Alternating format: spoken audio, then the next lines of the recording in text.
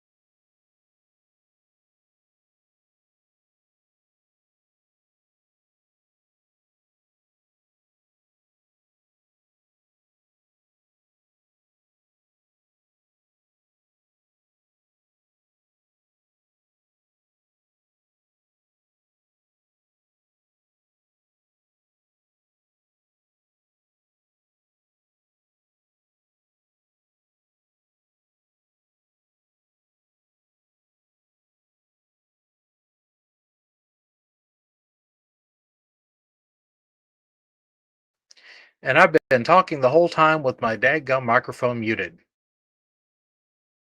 I do it every time, folks. I'm sorry. Okay, so thank you for showing up. Where now you get to listen to my droning voice.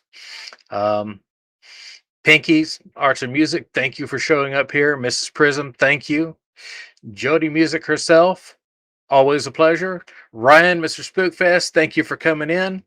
I seen Michael Burking. Leanne, get off my lawn. I have not been on your lawn, I promise you.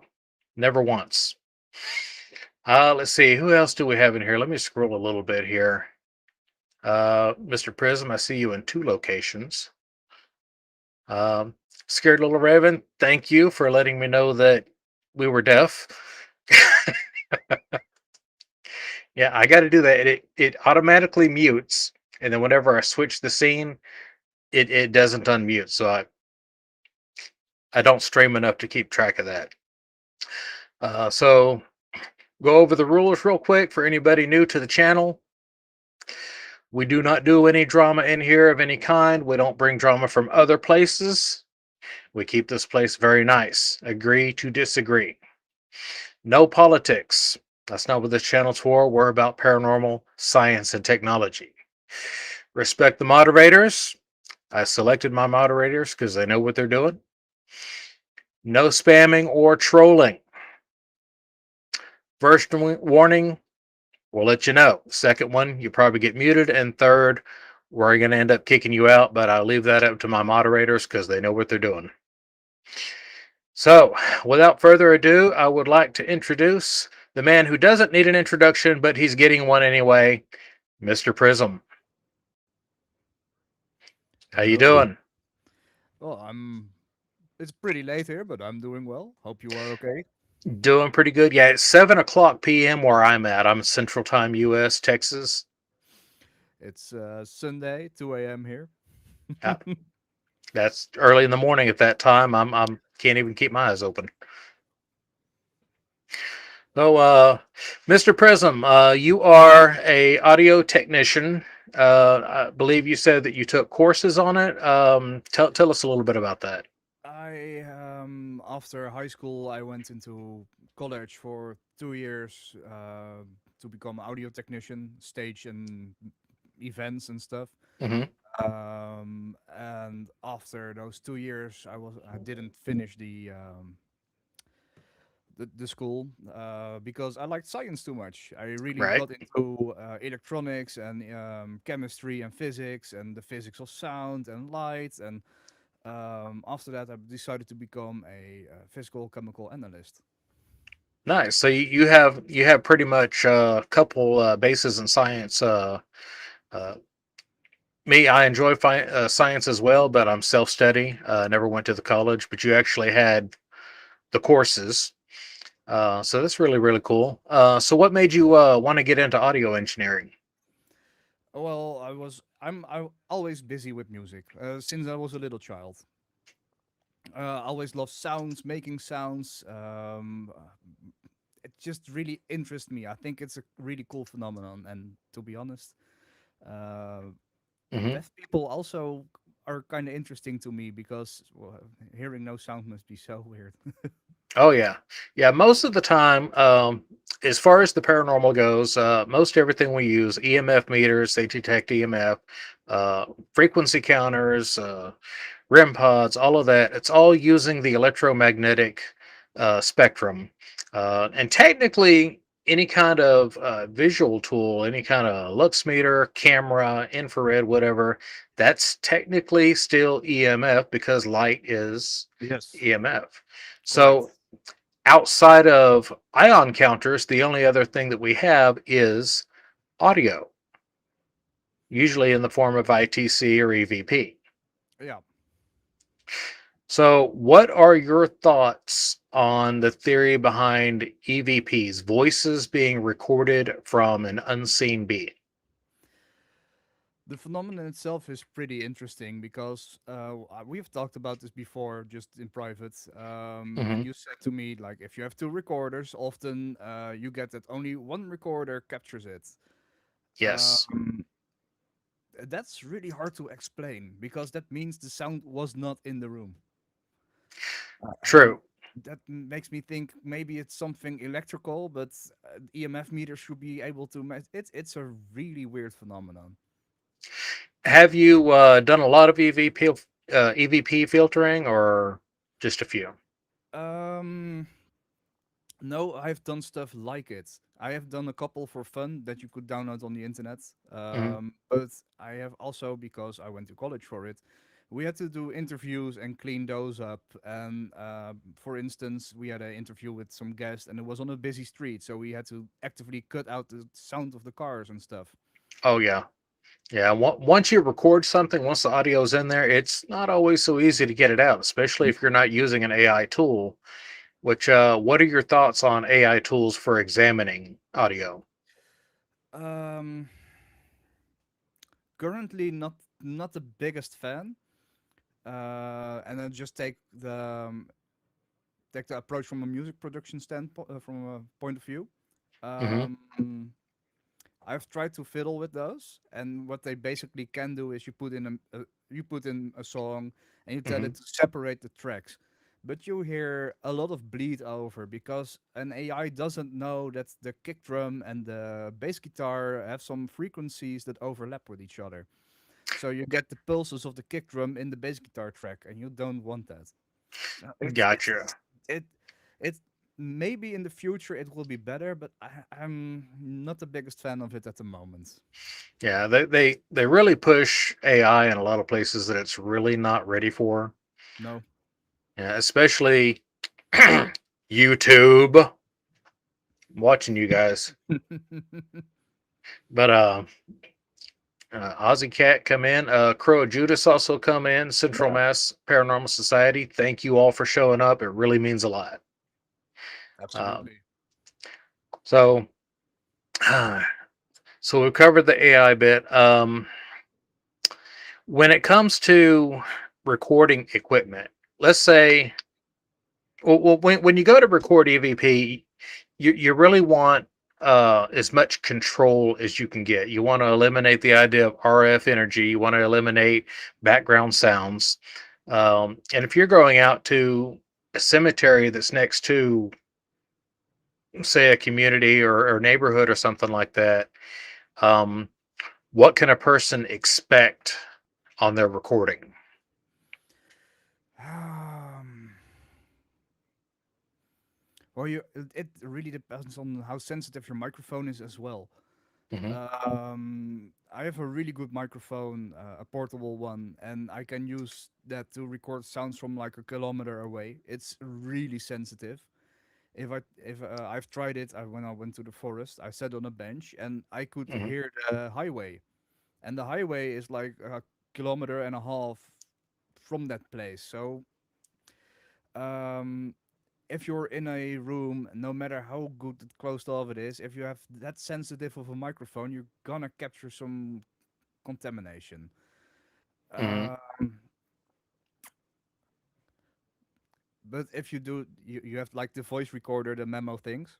Those microphones are made to be recording up close. They don't have the wide range. They aren't that sensitive. Hmm. Um, maybe you catch some clothing, the sound of clothing, or your breath if you breathe in the microphone a little bit. It's what really always gets me is there shouldn't, so like the one you sent to me. Yeah. There is no there's no other sounds. You hear you a little bit, but it's such a clear voice. You're talking about the one that it's I got the voice, then the click. Yeah. Yeah, there was nobody in the house. I No, said about that click. Was that you, or was that also just in the recording? that was in the recording. I have no clue. My best guess, the ceiling fan was on, and sometimes it would shake. But you got to remember, this is 20 years ago. Whenever I did this, it's really hard to remember. But I do remember, I set the tape recorder on her bed, in my grandmother's bed. This is a recording that was done at my grandmother's house a long time ago. Um, and I had a little amplified microphone. I turned it on, walked out of the house, and it was about 10 minutes into the recording, because we were gone for about 30 minutes. The tape had recorded all the way through. Oh man, that's interesting. Hmm. Um, I see a question from Michael. He also sent me an EVP, and I tried to work a little bit on it. That one was a lot harder to get something clear out of it, but he had also like a really clear snapping sound in it. So that's why I Hmm. asked you about it. I'm clueless. I Hmm. have no idea, but it's interesting that they both had that, and I'm wondering now if there are more EVPs that have it, and if it's an indicator of something. Right. Michael, is that the one from the metal container? Because I looked over that and I couldn't figure it out. The sound was definitely there because it had a reverb. It was definitely in the building. Um, but and he heard it audibly, I believe. I think. I don't know. Yeah, Uh, it's almost sounded to me. I told Michael it sounded like um a Zippo opening or closing. It's all that it has like a metallic texture to it. It's hard to mhm. describe. To me, it sounded like maybe like an acorn or something fell and hit the top of the Ah, building, also possible. That would but also there was no trees around the building. hmm. So It that's could what's be. interesting. Let's see. Ryan says, I should have Prism clean up my disembodied voice in Bridgewater Triangle. Just thought about that if that's cool, Prism. Yeah, just send it to me or a link or whatever. Just totally fine. I'm not a miracle worker, but I will always give it a try. So when it comes to recording, let's say somebody has a just a standard little recorder, nothing special, no uh, automatic or ACG or anything like that on it. It's just straight audio, straight to the recorder, a tape or whatever. They get it in digital form. What are their first steps that they should take when cleaning their EVP? When cleaning their EVP, you mean like you have the file, you put it on your computer, you want to clean it up, right? Yeah, let's say it's a class B. Yeah. Um, First, what you're gonna do is find the frequency you hear it in. Hmm. and you want to cut out as much as you can until you stop hearing it clearly. And then you go a little bit back because you don't want to cut off anything. There might be a little bit behind there that you aren't hearing now because there is a lot of noise. Hmm. And then you do this for the high side and the low side. So if there's a lot of white noise, you also try to cut it off a little by little by little, and then you hear that the sound of the voice will become a little bit softer, and then you go back a little bit. And this is done in the EQ. Yeah, absolutely, in an EQ. Okay. He actually did a video on this. It's on his channel. If somebody wanted to post his channel real quick, that would be awesome. Um, but yeah, definitely check that out because he shows how. Now, the software you were using on there was what again? I'm using the studio program called Ableton Live. Hmm. It's a digital audio workstation, and I use the in-house plugins that come with Ableton Live. But you can also do this with Reaper, and Hmm. I think there are plenty of visual IQs you can download for free that do the Hmm. exact same thing as what I did. Okay. And Michael says he didn't hear the snap until he went back over the footage.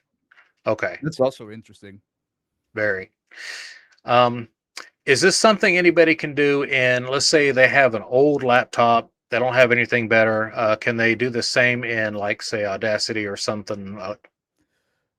Audacity, I don't know, but you can download Reaper, and Reaper is a pretty light digital audio workstation, and Reaper also has free plugins. So Okay. Reaper is amazing. I hear a lot of good stuff about it. I know I keep saying Audacity a lot. I'm just used to it, is all. Oh yeah, no, it's if you really want to get like into digital audio workstations and production stuff, Reaper is kind of free.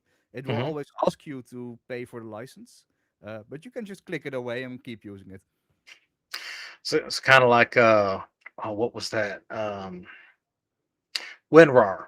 Yeah, Yeah, WinRAR back in the day. exactly. I was thinking about it as well. Yeah, you can just click it away and continue using it. Hey, Candy, thank you for showing up. Awesome, thank you. Debunk the Junk is in the house as well. I've always believed that us musicians that have recording experience would do great at EVP evaluations. I agree. Absolutely. Yes. Especially the musicians that actually have recording experience, because there are also a lot of musicians that just grab guitar and jam. Yeah. I can't play an instrument or anything. I'm lucky to play the radio, to be honest. I highly encourage playing an instrument. It's good for the body. It's good for the brain. Yeah. I mean, I tried it. I really did. I tried the guitar, I tried the drums, and I was just, okay, this just isn't for me. Mm, So I went and found something to take apart, and that's what I do. I'm gonna let you in on a little secret. Yeah. When I was 16, I wanted to play guitar, and I went to a guitar teacher, and I showed him my hands, and I have hypermobility, and he saw these fingers, and he was like, that's not going to happen, buddy." So yeah, exactly. Yeah, I also have like the thumb that I can do. Yeah. My thumbs are normal. They don't go anywhere. It's It's just it's mostly my thumbs, but he told me it's not going to happen. So what did I do? I stole my father's guitar when he was at work, and I learned myself how to play guitar. nothing wrong with that. See, Michael says he plays the acoustic guitar. I play the air guitar, but anybody can play that. Uh, I have seen some very bad air guitar. It's all bad. If you Cool. got if you got to play the air guitar, you're already bad at it. There are competitions of it. Right. Let's see. I used a program called Cool Edit back in the day. I remember Cool Edit, Yeah, and it was awesome for the time. I think I've used Cool Edit before. See, Oh, tried the yeah. drums, but I sounded like Animal from Sesame Street. Well, Animal's a pretty good drummer. Right. Let's see. Where did I set my? What in the world did I do with it? Oh, it's back here. Hold on. What are you looking for? Ah, start talking about equipment. This is the DR07, the first rendition, not the new one. This is the original. The touch Uh, cam. Nice. yes. And I got this thing, got it on eBay. It was used pristine. I love this thing. As far as a recorder, if a person is tight on funds, but they want great quality, this is a studio quality. They've actually used this in live production. Um, there's no filters. There's no anything. No noise cancellation. It's just No, that's great. microphone to wave format. Yep. So when a person's looking for a recorder, what are some things they should be looking for? At first, you want to look at the frequency range. I think Hmm. that's the most important thing there is. Hmm. And most cheap microphones won't be picking up infrasound. You really need special microphones for that. But you Hmm. want at least a microphone that goes from 20 hertz to 20k hertz. Yeah, It's because that's the range of human hearing. exactly, yeah. That's the minimum. Then you have impedance, and I need to Hmm. say this correctly because I always forget it. But it's basically how sensitive the microphone is, how much decibels it filters, and how much it reduces. And um, if you're really if you're really serious into buying something like that, look up exactly how that works. I can recommend doing that. Um, and just the overall sensitivity and the type of microphone is also pretty important. The dynamic microphones are. I need to say this correctly because it has been a while. Hmm. I think dynamic microphones capture a way wider range. They're more sensitive than condenser microphones. Yeah. The one I have now is a condenser microphone, and Mrs. Prism is listening to the live stream behind me, and you are not hearing it. I can hear her, but you probably aren't hearing us. No, you're just hearing you. You're coming in clear. Exactly. So if I was using a dynamic microphone, you probably would be hearing Mrs. Prism. Yeah, as far as microphones, the ones we're using condenser microphones, which are basically capacitor microphones, but they're not robust. For studio, really great, really clear audio. It's what voice actors use, they use on TV. But if you're going out on a field and you're going to risk dropping your equipment down on, say, a gravestone or something like that, what would you better recommend for somebody to take on the field? As sensitive as you can go, actually. Hmm. Because you don't know how loud the sounds will be that you are capturing. Hmm. If you let's make up some bullshit hypothesis, there is sounds coming from a chimney, Hmm. then I would grab a condenser microphone. But if it was a graveyard and I want to capture as much of the graveyard, I'd go for a dynamic microphone. A dynamic, yeah, most dynamic And microphones. as sensitive as you can get it. Yeah, so probably not something cheap from the dollar store or Walmart or anything like that. Maybe I something for mean, karaoke at best. if it does the job, it does the job. But you Hmm. got to the problem with cheaper equipment is often not that they are bad at what they do, but the Hmm. parts are cheap and there can be leakages and stuff. Gotcha. Uh, I Hmm. have a very cheap karaoke set and a very cheap karaoke microphone. I don't use it. Why? Because the moment I plug it in, it's starting to capture interference. Yeah, The and cable itself will become an antenna. yeah, if the cable's not shielded, you will definitely pick up local radio stations. Yeah, it's Anybody with a ham radio, yeah, it can be definitely. Which is why in a lot of cases, especially with the studio stuff, they use XLR, yes. um, which is a whole nother ball game from what we're used to on this lower equipment. Yes, that Th- that is. That's an XLR cable. Hmm. So is this guy here? I'm not going to move it because it's loud. Uh, but and sometimes your camera equipment can do that too.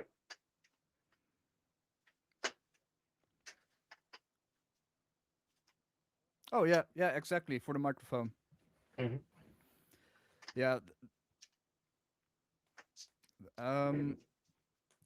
But Well, that's like a $1,200 XLR. camera. Yeah, I mean, That's that.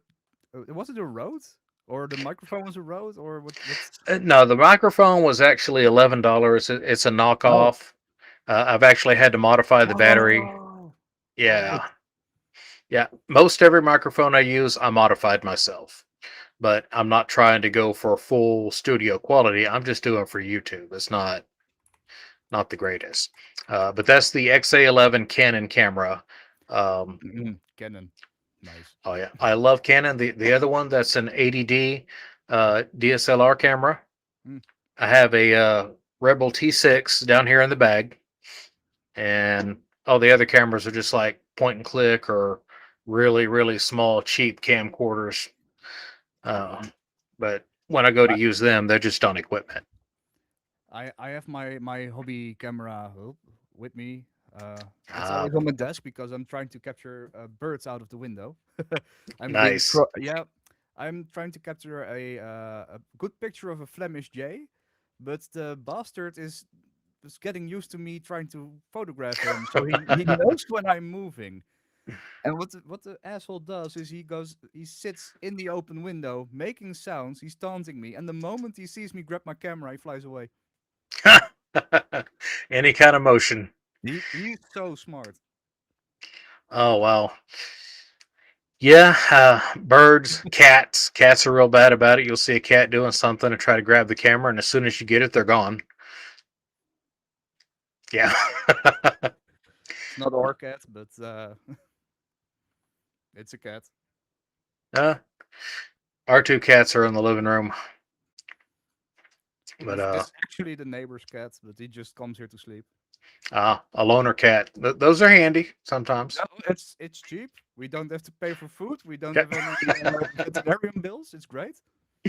Absolutely.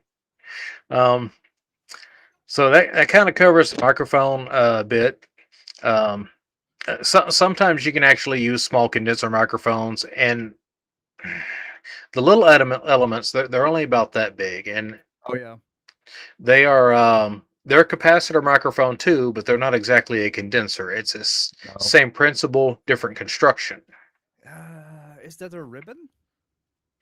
Ribbon microphone, I wouldn't even. I'd be afraid to take it out of the box, to be honest, Yeah, because they I know, are right? very delicate. I know. Yeah. I've destroyed one. Got a really angry balls. Ooh. Yeah. All you have to do is slap it hard, and it's done. And It they was are expensive. someone put it on the table, and that someone was me, and it rolled off the table. Oh, and that's all it takes. That's Let's see. Ryan says he sent over a short clip of the disembodied voice. Let me know what you hear, Prism, after the show. Yeah, I will take a look at it, and if it's interesting enough, I will make a video out of it. Cool. Let's see. Let me put your deal back up there. Let's see. I have a talking minor bird that lives in a tree next to my house, and he does the same thing when I try to film him. Yeah, Yeah, I'm telling you, birds are smart.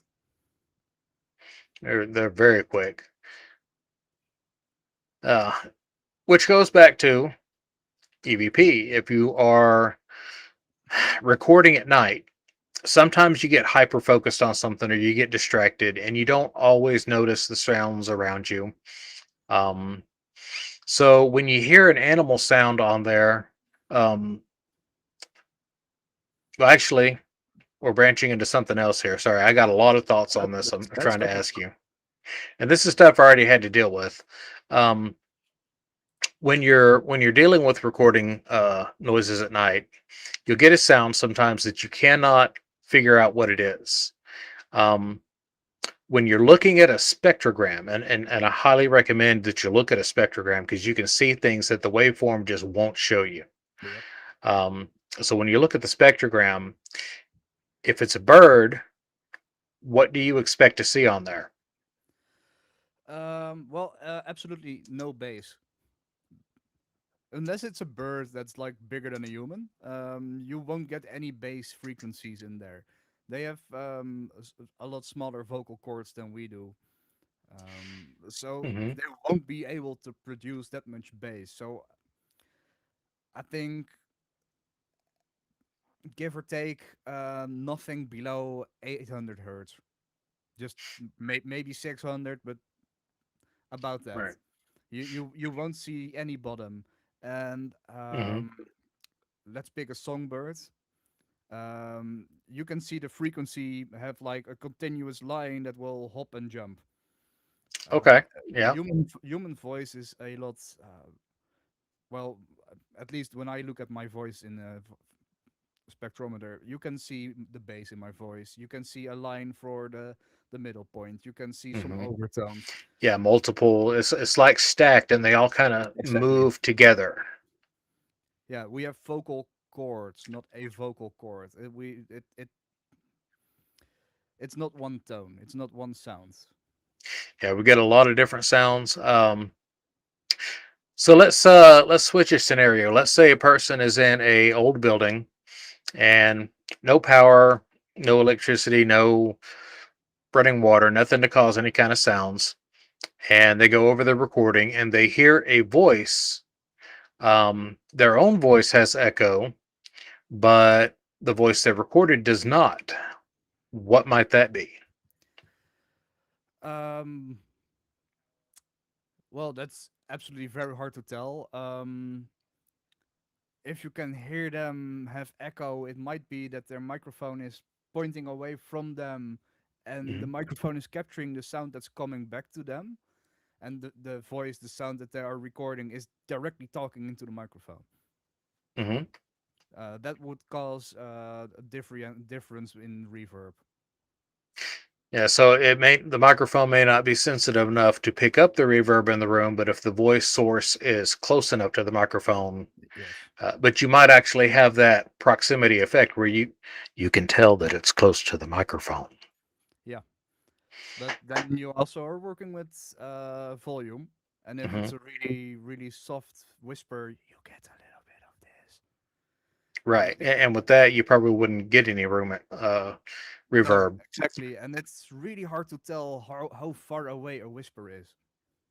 That's true. I have actually heard some EVPs from somebody where it was a whisper, but it also had room reverb in it, Yeah, which that's was interesting.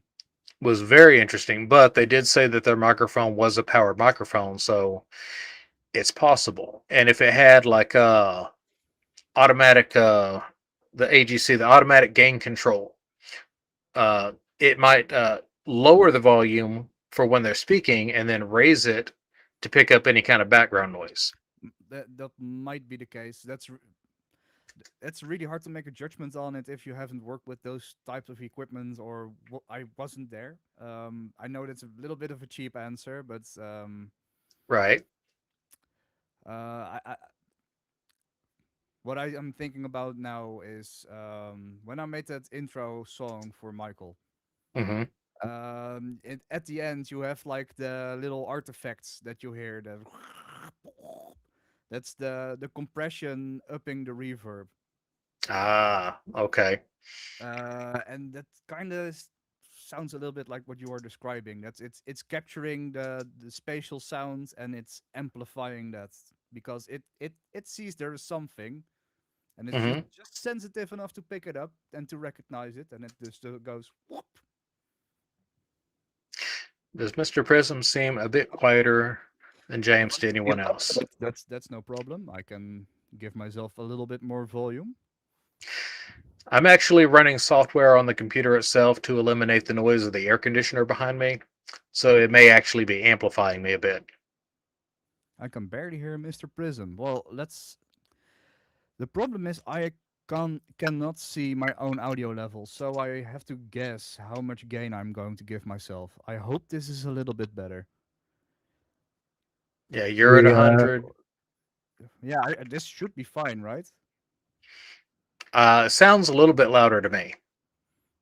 I can go a little bit, even a little bit louder, but I am not too comfortable with that because I see my audio interface going into red.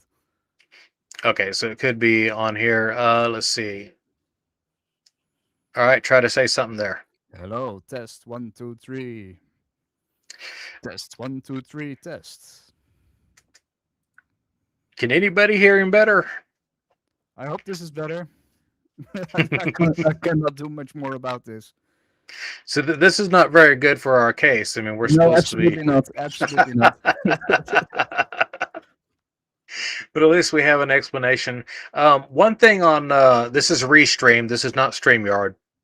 Restream does have a automatic gain control. I have mine turned off, so you could go. Maybe. Oh, echo cancellation, noise suppression. There you go. I Yeah, hope. I hope this is better. it's much louder on my end. How about everybody else? I've Okay, turned it yeah. off. I hope this is better. Okay, everybody says it is better. Awesome.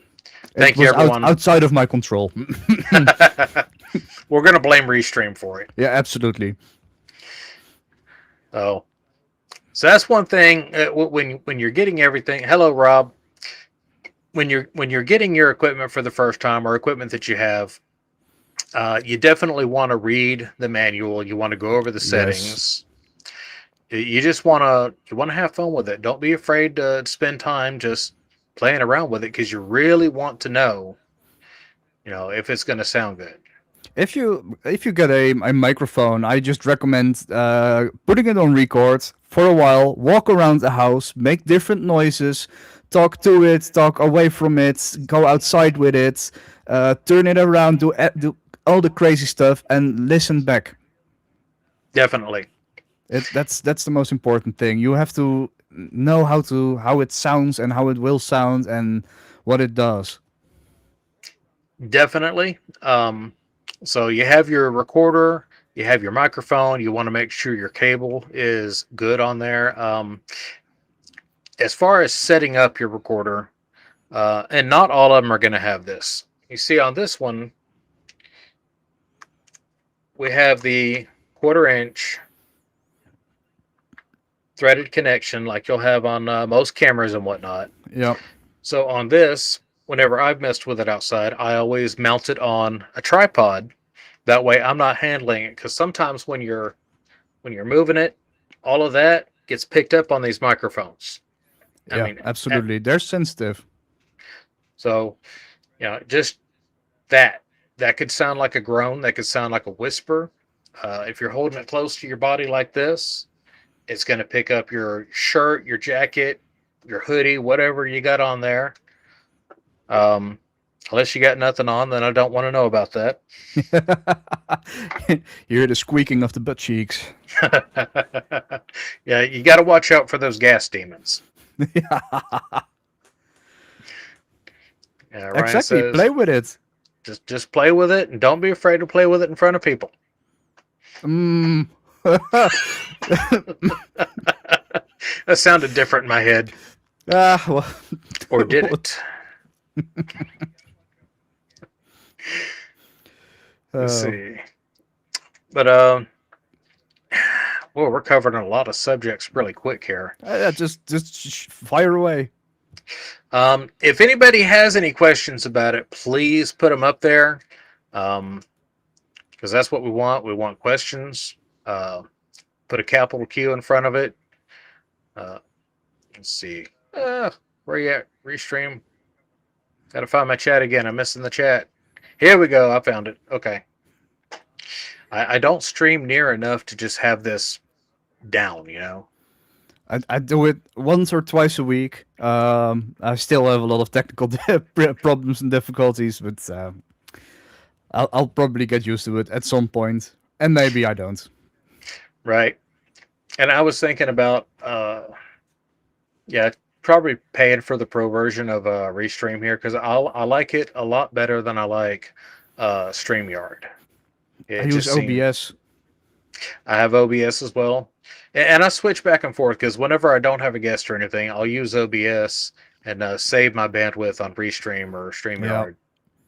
and I think there are plugins you can use for OBS so you can have guests on, but it's a bit of a hassle. Thank you, Candy. Yeah, Candy is awesome. Absolutely, absolutely. Caroline Saxby, thank you for showing up. Very good to see you. Fawn, thank you as well. I saw you in there. Got a few known names in here. Man, I thank everybody for showing up here. I really Yeah, do. it's great. I'm well happy we have such a big audience. Oh yeah, great people, every one Absolutely. of you. Let's see. Question from Michael Burkeen. How do you feel about the parabolic microphone being used in an investigation? It's a good tool. I mean, any tool is a decent tool. It's better than nothing. But you need to know how to use them. Hmm. Because a parabolic microphone is like a really sensitive microphone with a focus on it.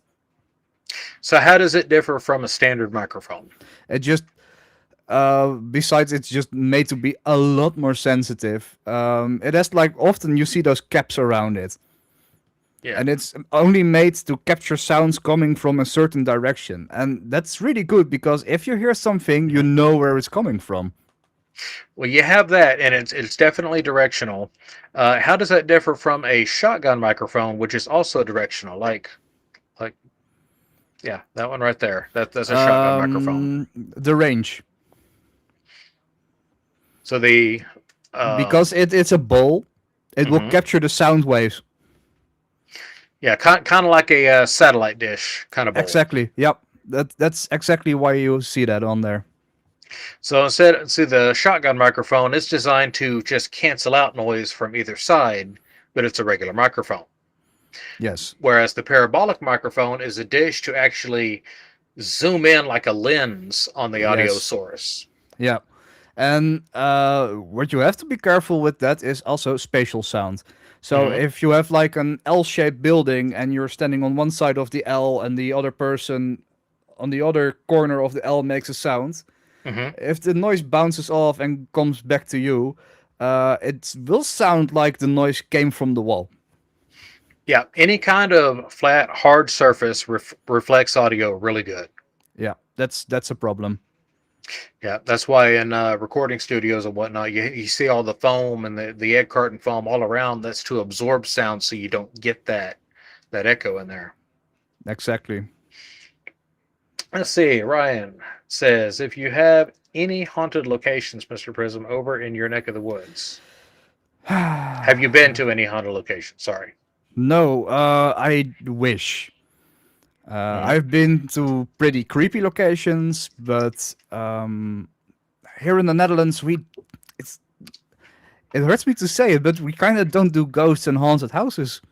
We don't have a 30 East Drive or Amityville House, or we don't have anything like that. And I, I'm not sure if people aren't talking about it, but I don't hear people talk about ghosts or spirits. So, what are your thoughts? I know you're skeptical. Absolutely, yes. Thank you very much, Fawn. Um, it's so hard to say because obviously people are seeing things, and my mother has her ghost stories, and well, I have had pretty weird dreams. I know now that it's sleep paralysis, but as a child, I thought it was a ghost or something like that. Hmm. My father has had stories. My sister has stories. I mean, people do have stories and they tell them, but it's so Hmm. hard to say what it is. I do believe that if someone has an experience, it's not worth to debunk it.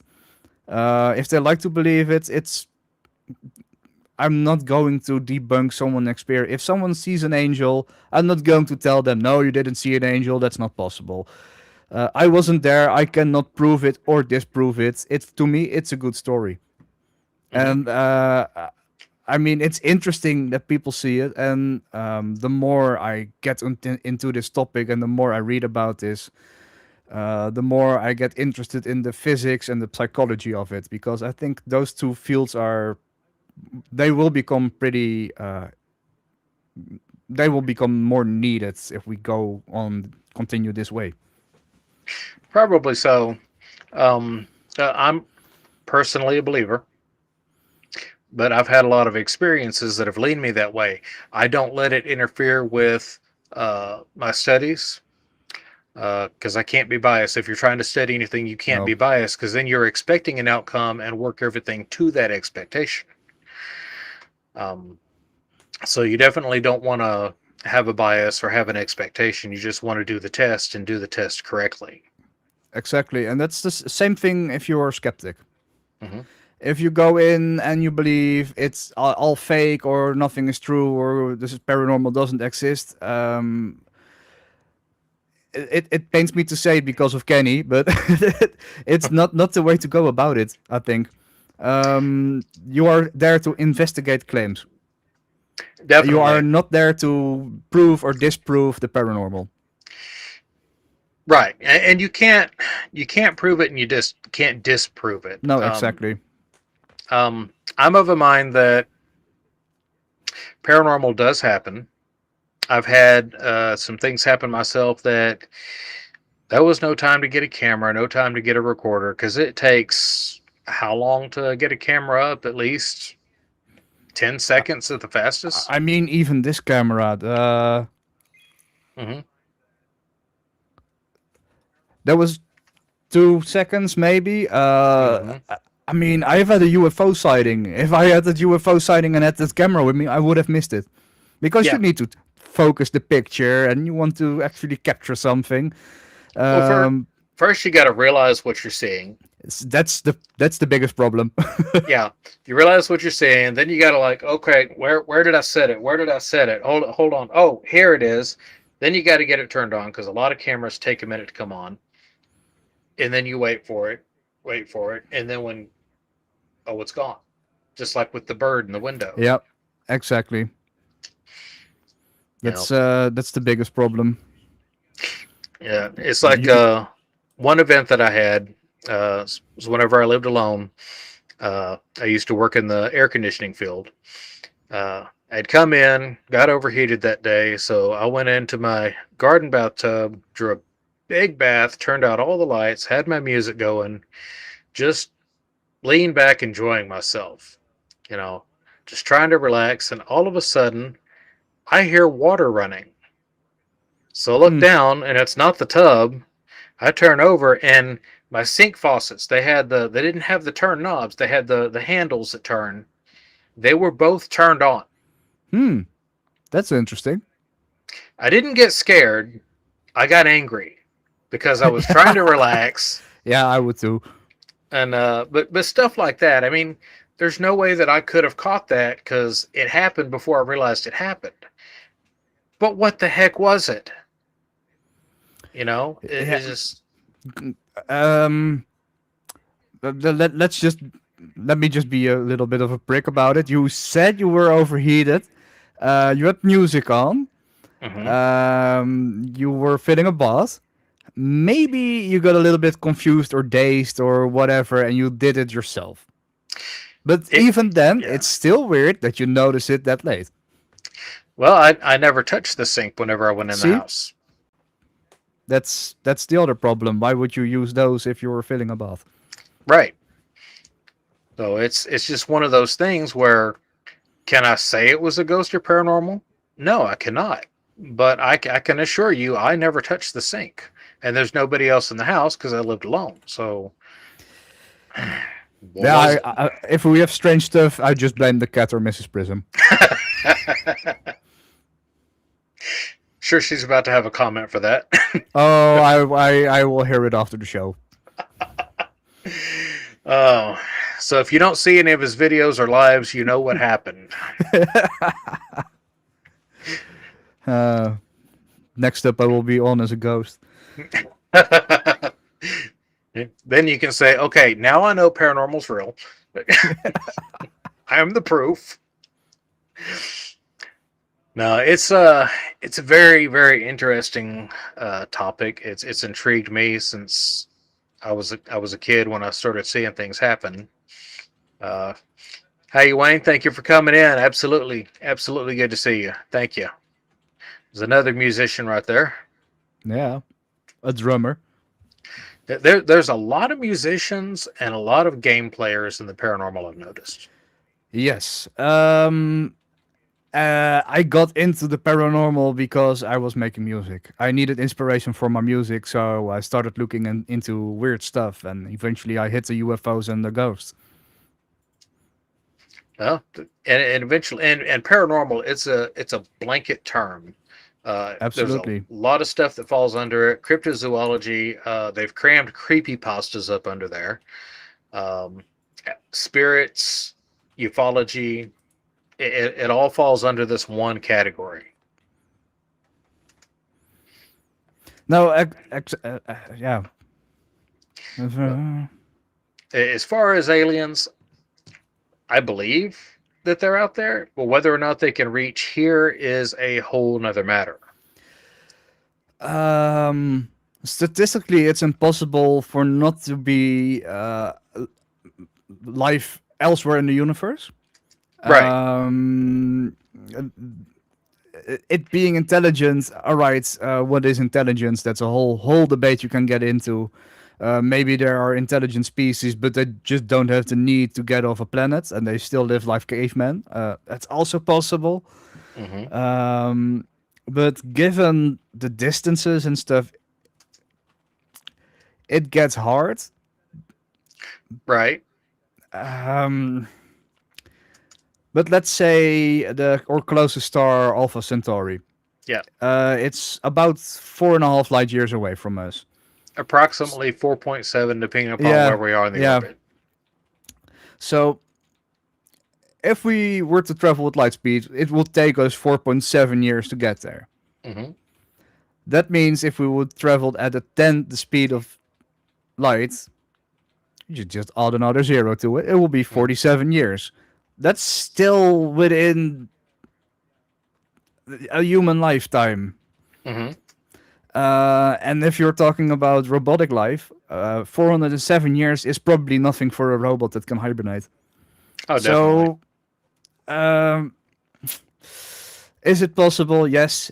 It is there evidence? Is there clear evidence for aliens visiting us? Hard to tell. I like to believe, but that's the whole X File thing. Right. The way I've always explained it is, speed of light. It's quick because you can go around the planet 7 times in a second. But if Yes. you're going to the moon, 1.2 seconds. You go to the sun, that's 8 minutes away at that Yeah, speed. it's crazy. At the edge of the solar system, an entire day, where the Voyager satellites are, it takes an entire day for their signal to reach us. That's one light day away. In Alpha Centauri, about 4.7 years. So, how many millions of light years away is Andromeda Galaxy? Oh, I don't even know. It's I thought our galaxy is a couple of thousand light years across, if I'm correct. 100,000 light years Yeah, about to go yeah, across the Milky Way. yeah. You were talking to Andromeda. That you're talking about billions. Yeah, it's out there. So, as far as something coming to see us, within about a 20 light year bubble around us, we have like 12 planets that could support life. We really don't know. Um, so even if they could get close to the speed of light, it's going to take them forever to get here. So unless Yep. they've already been here, which I'm not going to discount that, um, Nope. I just don't see them visiting all the time. But then again, I don't But know. for how long is life on this planet? It was- I don't have the Let's facts on it. see. I'm not good at history. Carl 300. Sagan.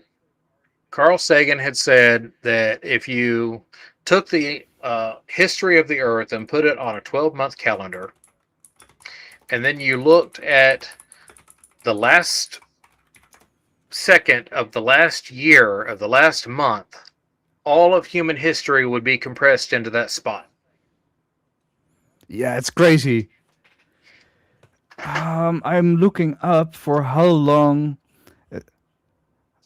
4,500 million years. Single celled life is about, give or take, 4,000 million years ago. So, starting from 4,000 million years ago, there will be biological markers in our atmosphere that a potential alien civilizations could detect. But the light still needs to get there. But it's what's 20 years on such a scale. Right. So is it possible? It's absolutely possible. So, what are your thoughts on some EVPs actually being extraterrestrial now that we've talked about that? Oh, like you're capturing some sort of radio interference from a alien spacecraft. That or interdimensional aliens, as a lot Yeah. of people talk about? Yeah, I'm not too comfortable with the interdimensional stuff. Simply because we don't have any proof there is such a thing. Right. So let's first look at what we know, and if it really starts to get weird, and we might need to go out there and we find a little bit of evidence that there might be other dimensions, that's cool to explore. But first, let's keep it in the universe we know. Right. And that's still, I mean, it's still possible that you can capture something. It has been theorized that aliens can communicate with. I need to say this correctly. Hmm. Um, it's a quantum state, superposition and stuff. So you have you have two particles very far away, and you move one particle, and the other particle does the same thing. You can make Entangled some kind. particles. Exactly, that was the word I'm looking for. Yeah.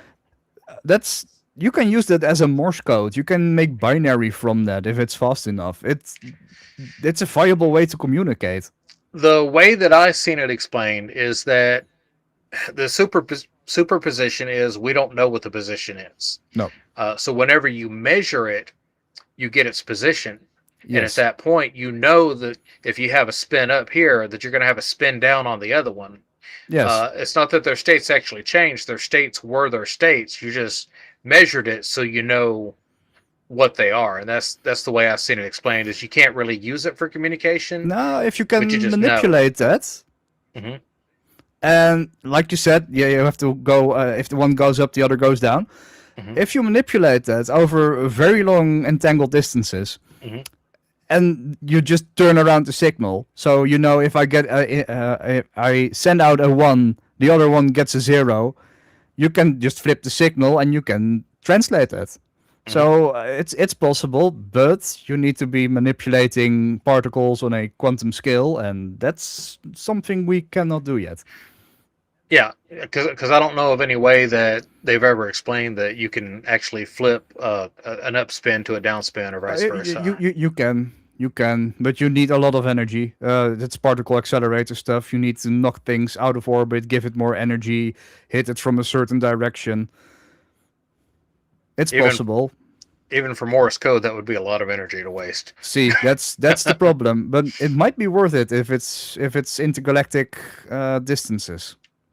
Yeah, and that's the problem with communication. Not just with spirits, but it's like he's talking about the WOW signal. We have other signals from space that are explained that can be a neutron star or a dying star. There's lots of Yep. weird radio signals in space. So let's say we sent a signal way out into space, and it takes 150 years to get to a planet.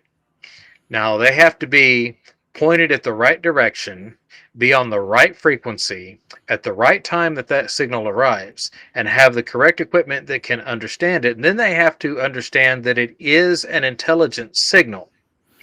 Try to decipher it, come up with an answer, and shoot it back. Will we even be listening then? Because that'll be No, 300 years. and will we be in the same position? Because Exactly. they will see it will come from a certain direction, but we would have moved, and it would be really hard to predict where it came from because you can't see movement through such a signal. Right. They would have to Uh, calculate, hey, that planet was here, so it's probably over here. yeah, that And it's gonna be over here. yeah, that's not really easy to. I mean, if really intelligent aliens, of course, it's possible. Everything is possible if you're very intelligent. But Hmm. and there's one other thing that I'm kind of worried about. It's interference and well, gravitational lensing and stuff. If we send a Yes. radio signal out, and I mean, it goes past a neutron star or whatever, this signal will absolutely be messed up.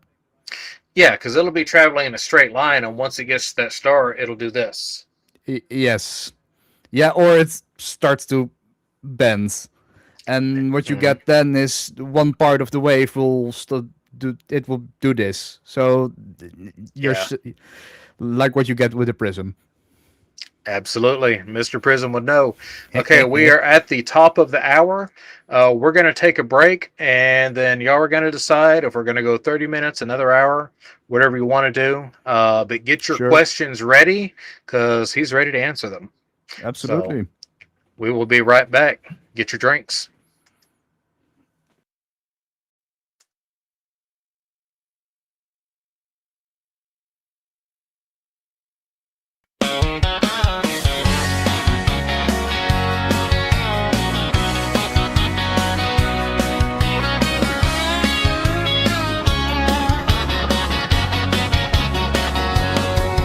My wife and I were watching guys in some old haunted shack with gadgets beeping, lights are flashing, spirits talking back.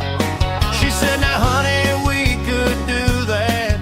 It don't look all that hard." So we bought a box of ghost gear and a camcorder at the yard. Got some stuff from Amazon and just a pinch from Tamu too. Half of it was broken, but we figured it would do.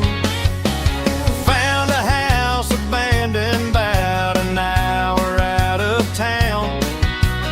Boarded up and creepy, about to have them tear it down. We hauled in all our fancy gear and kicked the front door wide.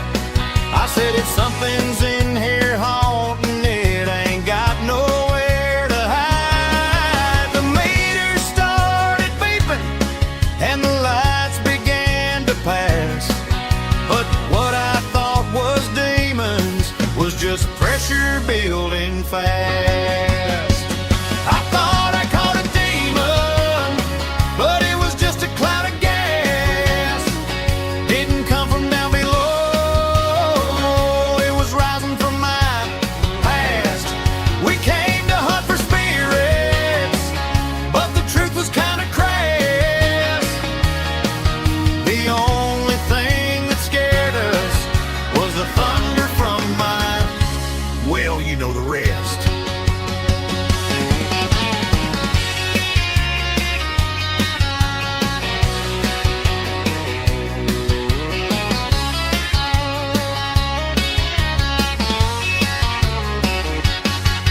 My wife jumped back and hollered, "Lord, what died inside of you?"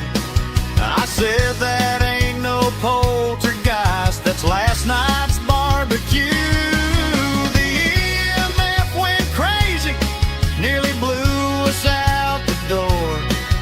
We didn't find no ghosts, but we ain't going back no more. I thought I caught a demon, but it was just a cloud of gas. No possession took a hold, just a symptom of my past. We went to film a haunting, but it ended kind of crass. 'Cause the only thing that followed was the echo of my.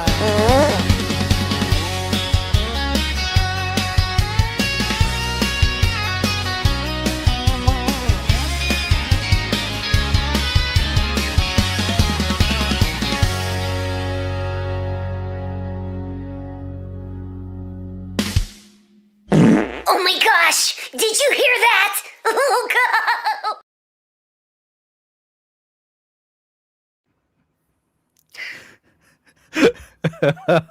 That song always gets me. And yes, I unmuted the microphone. Yeah, great. Yeah, I'm gonna have some more songs coming out pretty quick. Try to keep them fresh. No stinkers. Oh, I'm gonna make fun of a lot of stuff. As you So, should. all right. So our main topic tonight has been audio, EVP, microphones. Um, one setup that I had a miniature laptop. It was one of those little gateway atoms, little bitty thing. Just I need to Google tiny. that. Give me a second.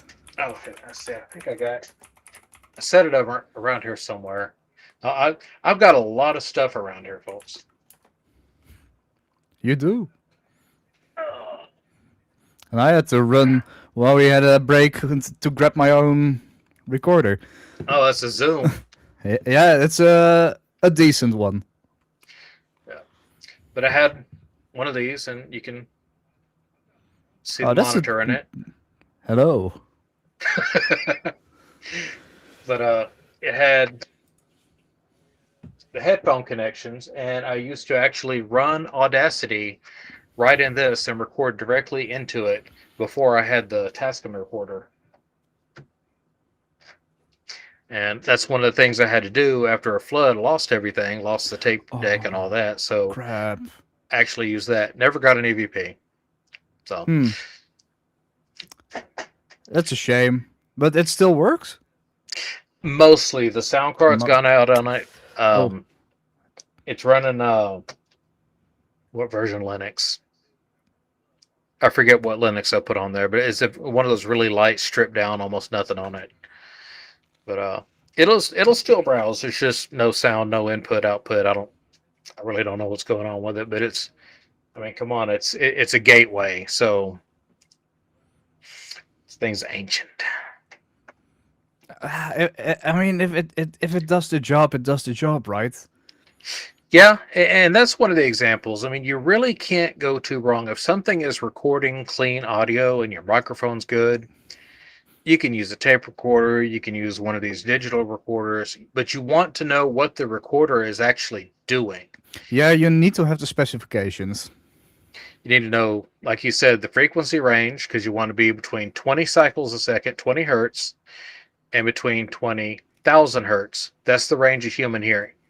Unless, if you want full range sound, if you're going to do experiments with like ultrasound or infrasound, you're going to want something that will at least go from 0 to 40,000 hertz, depending. But you're also going to have a special microphone to pick those frequencies up.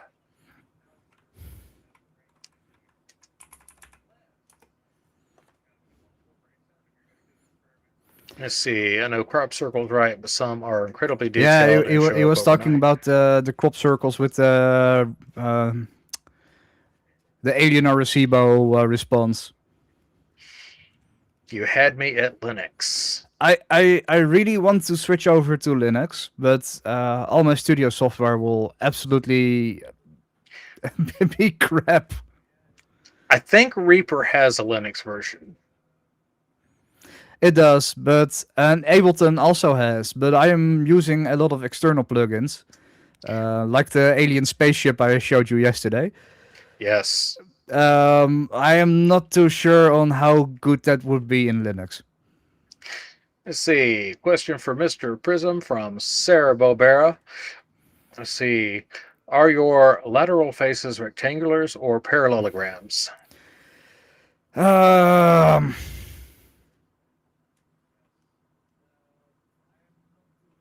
Yeah.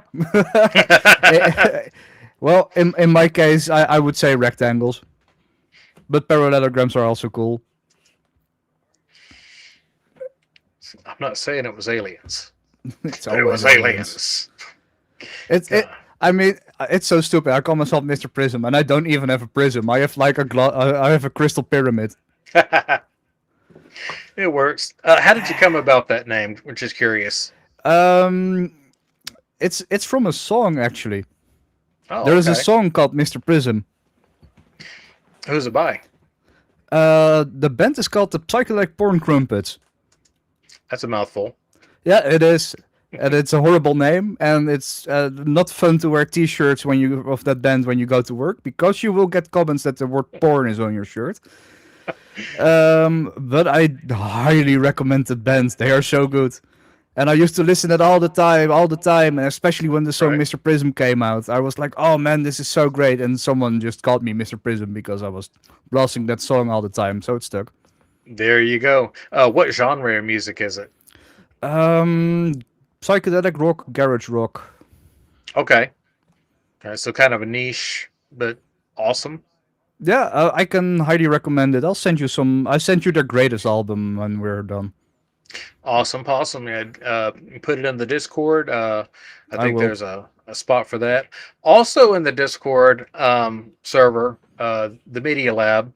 And if anybody wants to post a link to that, that'd be perfect. Um, there is, where did I put that in? Was that education or where was that? There is a site you can go to where you can actually run Linux in your browser and try it out and see how well you like it. If you um, create an account there, then you can actually use it. You can browse the internet with it and install files. It's a virtual machine. Oh, So, but you can test it out. I personally, on this computer and these two screens here, I have Linux Mint, latest kernel.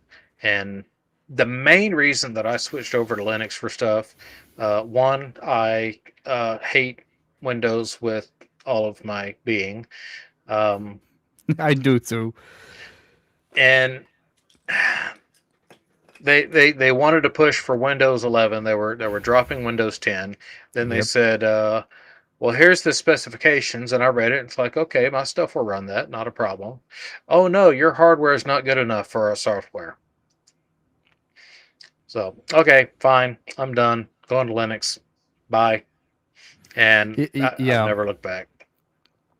I well, I now I need to upgrade it, but my father works in IT, so I could always get Windows pretty cheap and update it. So it's never been a problem. But I'm really hoping that Steam OS will drop by Valve. That's also Linux based. Awesome. If they do that, I will probably just switch over as soon as I can because I'm so done with Windows. Every time you get an update, everything is messed up, and Mhm. it will bloat. You need to just delete stuff at a certain point because your system will just get slower, and then you need to do a clean install. And Mhm. And here's a I'm so fun. done. Nah, no, you're not That's, dumb. no, with Windows. Oh, and here's the thing about operating systems. Okay, and a lot of people don't know this. The first operating system that was really widespread was Unix, and they Yeah. still use Unix in a lot of things today because it is so stable. Um, Linux branched off of that.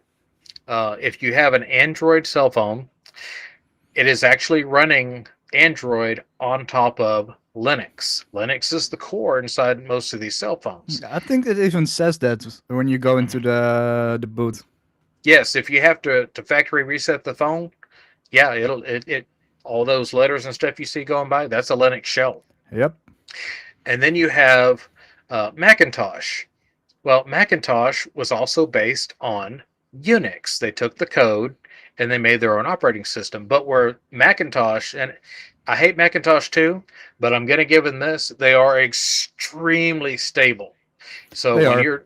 if you're doing any kind of video production or studio recording, Macintosh is the way to go. There's a reason why a lot of people have Apple computers in their studios. Hmm. And it's also one of the reasons I am also kind of on the edge of switching something up here. With Windows, you can Hmm. get occasionally random interference or crackles or stop, or because the system is just a little bit unstable. Right. And if you, especially, I make like songs with that are 9 minutes long. If I am recording one of those on my guitar, you know how shit it is to redo a 9 minute song because somewhere in there you are. Yeah.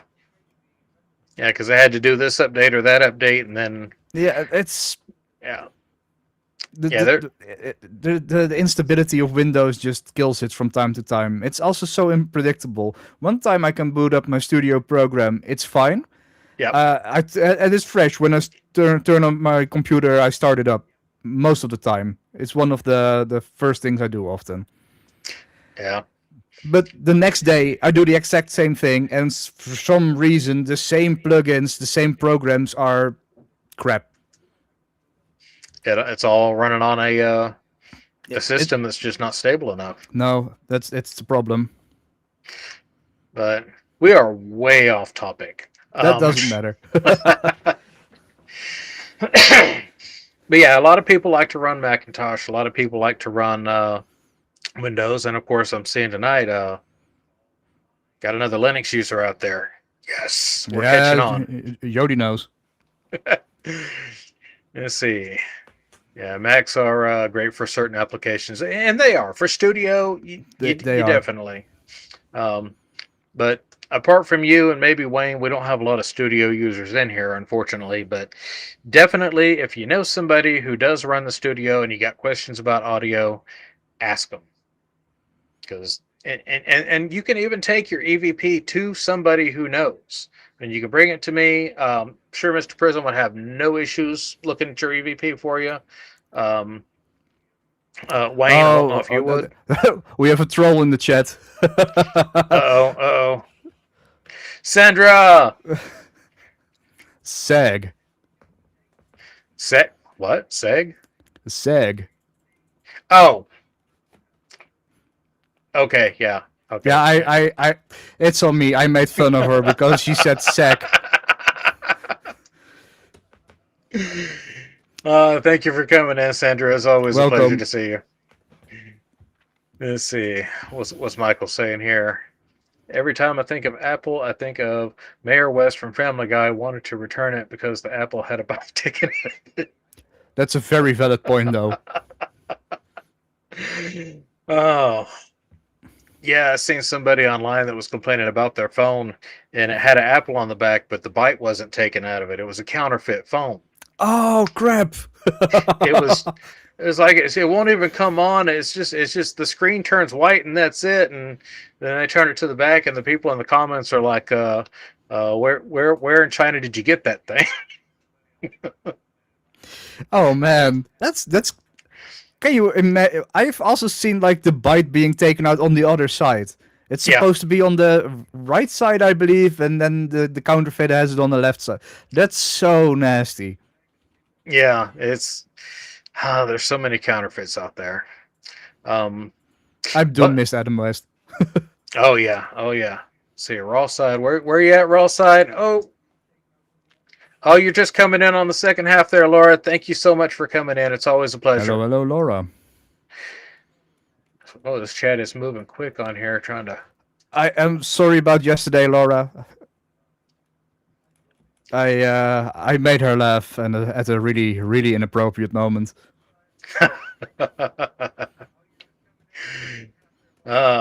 That's okay. I mean, if you can't laugh, what's life for? Oh no, it's very important to laugh, but it's not that great if you laugh with a drink in your mouth.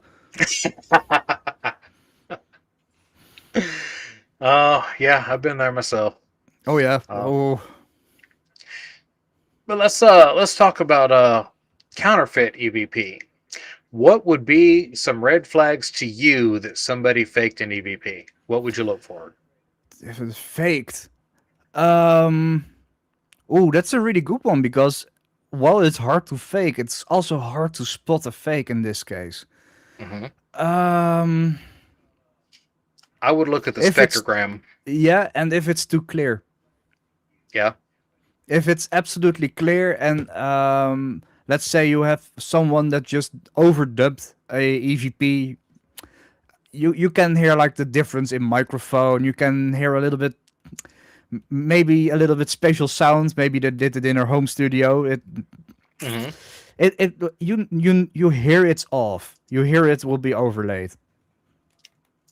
Yeah. If they come on, button click. There we go. Fighting the controls over here. If you look at the spectrogram, you can see all of the sounds, and you can actually see the static, your background noise, your noise floor. You can see it on the spectrogram. So if somebody has a voice and it has its own background, and they overlay it on your base audio, your background audio, and trying to make that sound like the EVP, and your bass audio is here, the static will actually show up as a block. You'll Yeah. see more static overlaid on static. So Yep. that would be one way. So they would actually have to clean that audio to pristine levels so you couldn't see it. I think I can do that. It's doable. I mean, if you record it with a noise cancellation like we're doing now on these setups here, um, you might actually have a chance of just overlaying it. So we're sitting here telling people how to fake them. No, I'm not going to tell you how I would do it, but I think I could put it off. Mhm. I'm not going to. I remember Andrew Stone Rock. He was talking about the thing that goes around, the mimics. People talking about having mimics where their own Oh voice yeah. knocks on the door, and he recreated it perfectly. And you would think it was an actual thing because he actually got the sound. He went across the room and got the distant sound.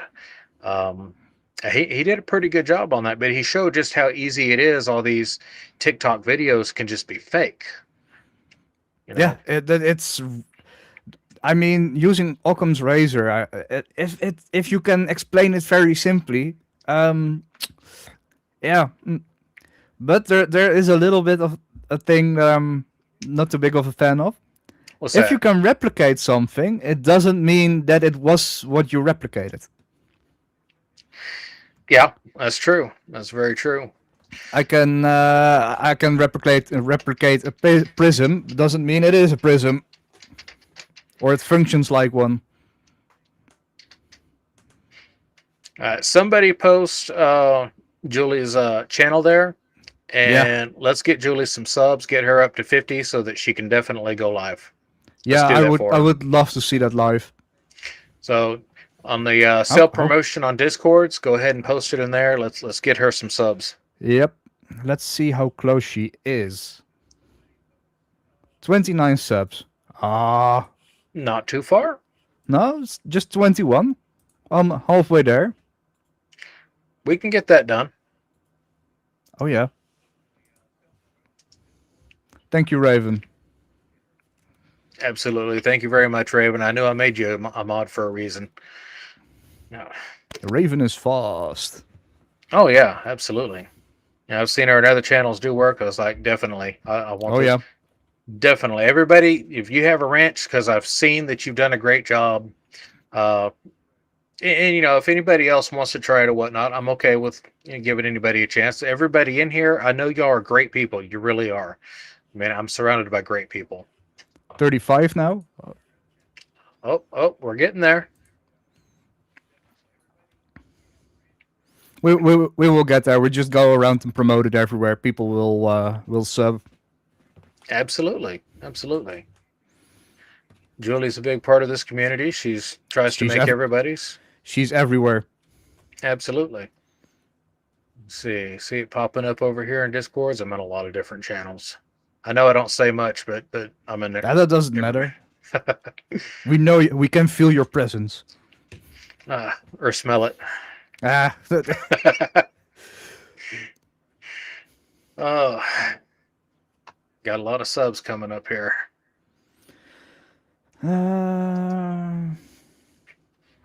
Yeah. I saw that comment. Let's see. I do wonder what the waveform looks like in the disembodied voice I got. I think James did do that for me with one of my captures. Yes. And that is, let's see if I can bring something up here. Give me just a second. Actually, I'm going to open Audacity here. I'm going to load up a wave file in it, and I'm going to show everybody what a waveform looks like, or the spectrogram looks like. Yeah, that's a good one. Let's see. Open Sesame.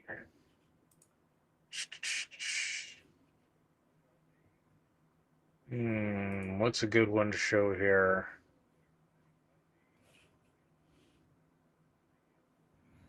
Let's open the one that you did a cleaning on.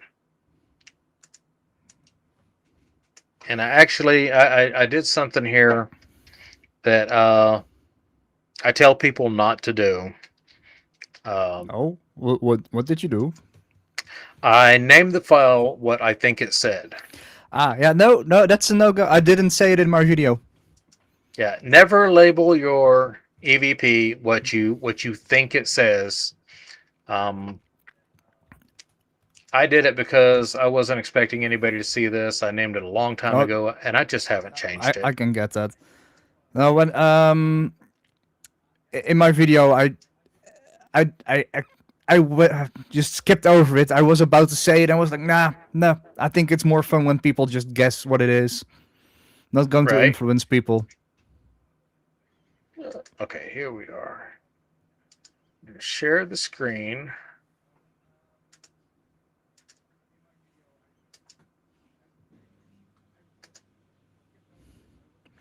So this is also interesting to me because I haven't seen the spectrogram of this. Yeah, as you can see on the spectrogram on either end, how it kind of fades out and goes to black on the spectrogram. The way these spectrograms are, see if I can get all three of us on here. There we go. All The way four these, of us. right? Hi. You can see the loudness on the waveform up there, and it corresponds with high peaks in the colored region below. The colored region below is the spectrogram, and this is a stereo channel. So you have the left channel on top and the right channel below, and this is on Audacity. It's going to look different on it's going to look different on different programs. But you hear us talking about the spectrogram. That's what that is, the colored part below. And that will show you things that you will not see up on the waveform. But it's good to see both.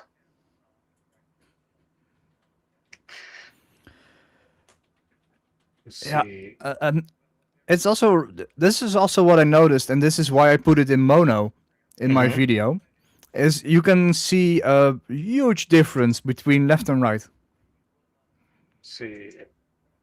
Mix down to mono. Okay, and that's both channels together right there. And I don't know if you're going to be able to hear it if I play it. I'm not hearing anything. Not hearing anything? Okay. Yeah, Restream has a problem with that. I can't really get it to No, play. it's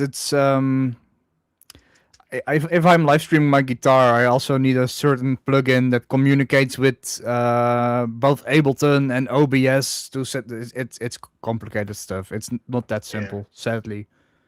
On OBS, it'll do it automatically on my system. It's not a problem there.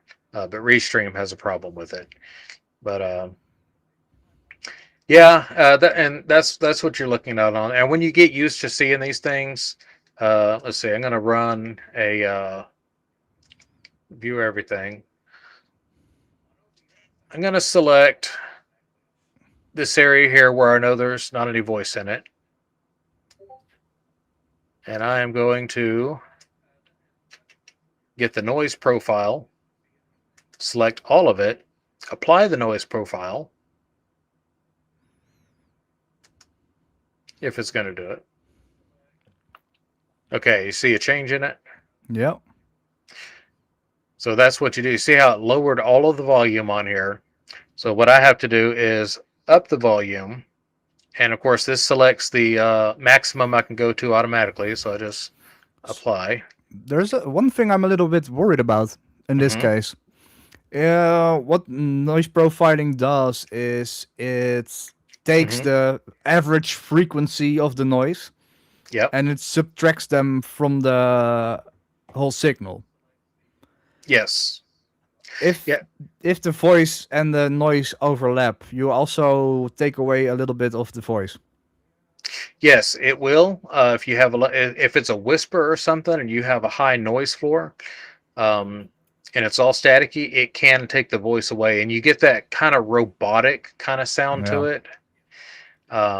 So when you hear that phase shifting kind of robotic noise, that has to do with the noise reduction. Now, in a lot of cases, you can get a good clean tell what something was said, especially if it's a person and you know they were real. But as far as EVP, that could take a grade B down to a grade C. And I don't know if everybody understands the grading on that. Do you know the grading scale? Like it goes to C is barely audible, right? Or not very clear. B is somewhat clear where you can hear words, and A is like very clear what it says, right? Yeah, let's see if I can find. I actually have the scaling on here. Let's see. Let me do this easier. Just search for the file. There we go. Let's see. All right, right there in documents. All right, under my nose. So let me. And I close the window. I am all over the place, folks. I absolutely am. Meanwhile, can I share my screen? You should be able to. I think I have that turned on. Yes. Let's see.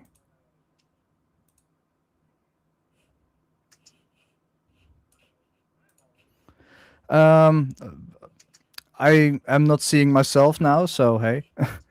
This is the exact same thing that we were just looking at in the spectrogram. I'm just gonna delete this one for now. I'm not going to save this file. And what I did, and you probably won't be able to hear it, but instead of the Let's see. spectrogram, I went a different route and I used a very simple. Let me grab my EQ Let's see. equalizer. Here we go. I got you up on screen now.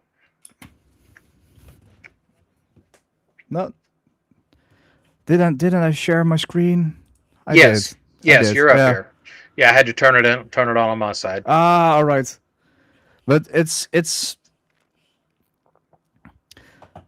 so at the bottom I have the normal EQ without any of the changes, and on the other side I have the applied EQ. But what you can see is all of the noise, Hmm. and I can still hear the voice very clearly. Just in the, what is it? It's between about 1,000 hertz and 10,000 hertz, Hmm. 8,000 hertz even. And this is without subtracting any noise. So that's kind of how I did it, and because I saw such a huge difference between the waves, Hmm. I was like, oh, I want this in mono because Right. it makes the sound, the voice way clearer. It's instead just hearing it in one ear, you get it in both ears at the same time, at the same decibels. Nice. So basically, what this method is a little bit different. Um, I was actually using noise removal to demonstrate it. You're using equalization, and it's really all of it is volume control. When you look at Yeah, audio absolutely, editing, it's all volume control. So what it he's is. doing is just changing the volume on certain frequencies. Is what he's doing. Oh, I had such a good video. I need to look it up. There was a guy that says you have basically two things you can do. It's a phase shifting, Hmm. if I'm correct, and audio control. I think it was something like that. That's all the effects are based off that. Delay, reverb, distortion, compression. It's all the same thing. Yeah, pretty much. Applied in a different way, but it boils down to the same thing. Let's see. We got a few more people in the Discord server. Very happy to see every one of y'all. Uh, great place, great people. Let's see. Got a few people. If you're a mod on my channel, you'll get to be a mod in the Discord server. That's if you're my mod, you're my mod. So, yeah, we covered a lot of different subjects. Oh yeah, I had the EVP grading chart here. Let me share that real quick.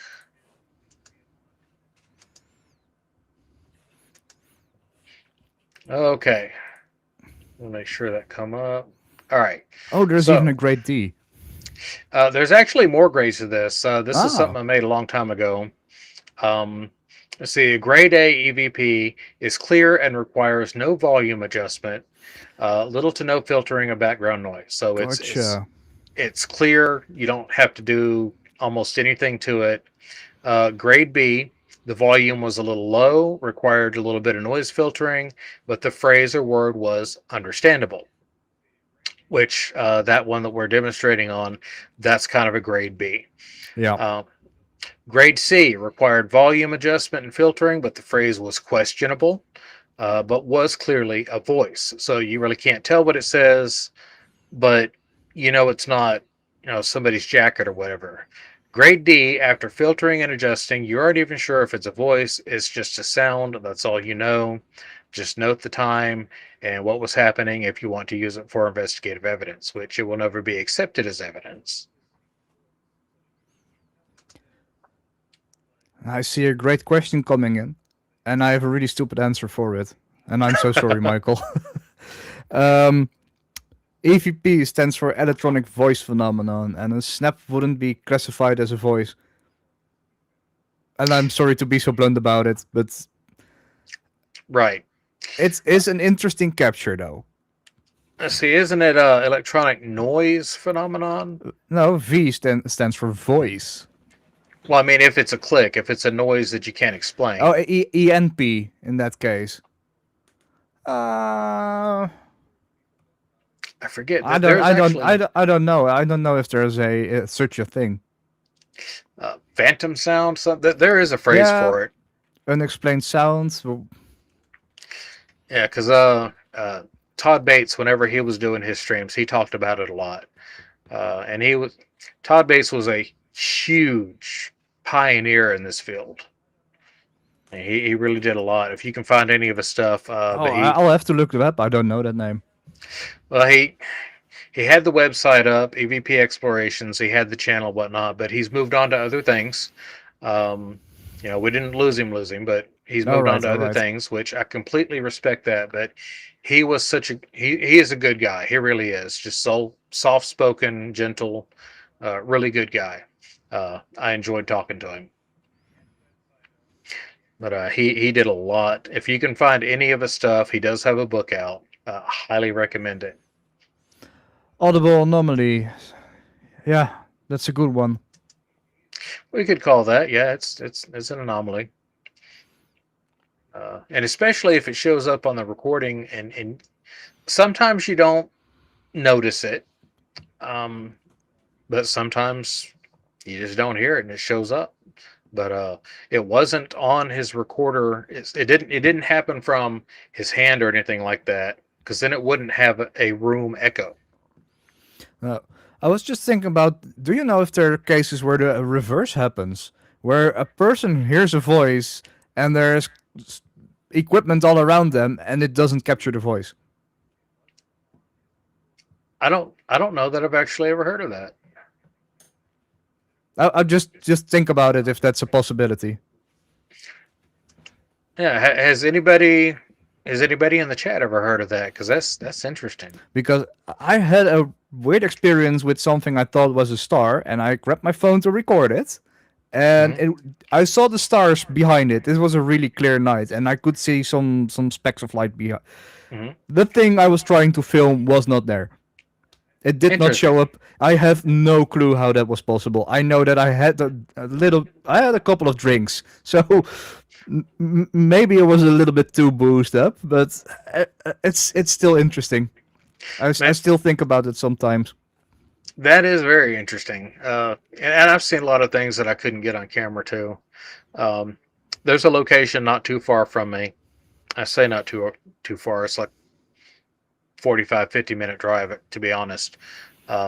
It's called the Ghost Road of East Texas, and I've been there many times. It is a completely straight road, 8 miles. You could fire a bullet down that road, and if it went 8 miles, it would never touch anything. It would just, it's that straight because it was a railroad track before the 1930s. And in the 1930s, when they took up the track, people started seeing this light down this That's road. weird. and I've seen it. Uh, you can go down there, and yes, sometimes it's a car headlight or tail lights or something like that, and because it is a straight shot, there's nothing blocking the light from a vehicle, so it'll look like this light. But I've had people at either end of the road where we can see if anybody's going to come through or whatnot, or if something's on, the other side, and we can just report, hey, no, that's a car over there. Um, and we have actually had it show up in between us on the road. Hmm.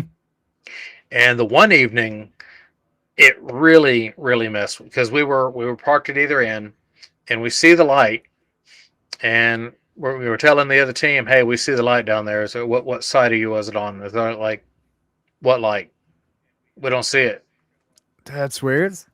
Okay, well maybe it's just it's because people live down that road. Maybe somebody come out and they were just their car headlights was pointed our way, not the other.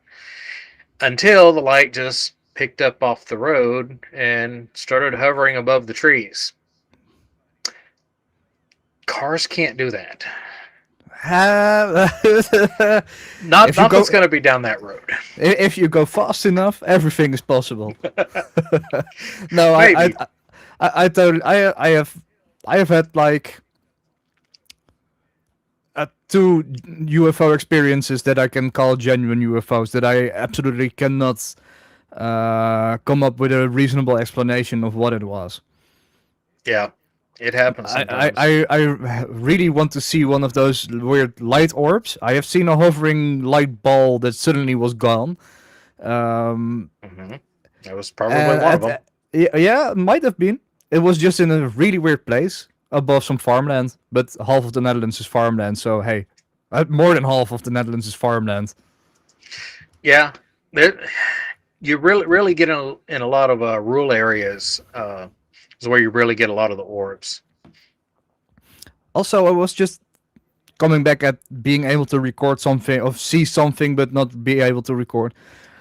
What freaks me out is, I don't know if you have tried this, but if you have a remote control and a phone with you right now, and you open your camera, and you point your remote control at your, maybe even, yeah, you see that the webcam is picking up the.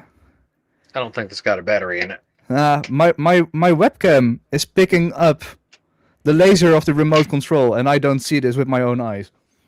Yeah, there Yeah. we go. Yeah, it's infrared. Exactly. The camera on your phone should be able to see more than you do. Yeah, that's if you think that you have a security camera pointed at you, you can see a security camera with your phone. Yep. Let's see. Here we go. Here's some laser light. You can barely see the beam. Oh, I see it. Let's see. Can you see the beam? There you go. You can see the beam. Yep. But is that visible with your eyes? Yeah, actually it is. Ah, all right. Well, it's a green, so it's right in the middle of our Yeah, that's. Our eyes are vision. really good at seeing green. Yes, better than any other color. Exactly. Yeah, unless you're colorblind, then you might have trouble. Yeah.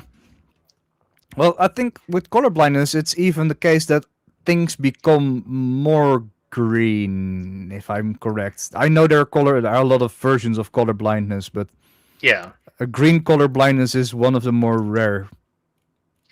Yeah, it's you have 4 cones in your eyes. You got one for green. Three, I think. No, there's 4. You have the 3 color cones, red, blue, and green. Yeah. And, and then you have one for light intensity, which Yep. this is why if your eyes adjust at night, if you're in a graveyard or something and your eyes adjust at night. No, that's a rod. That's why I got confused. My bad. Right. Yeah, I was Continue. calling them cones. Sensors. But that's why you lose a lot of color at night because you're just picking up the brightness and not, uh-oh,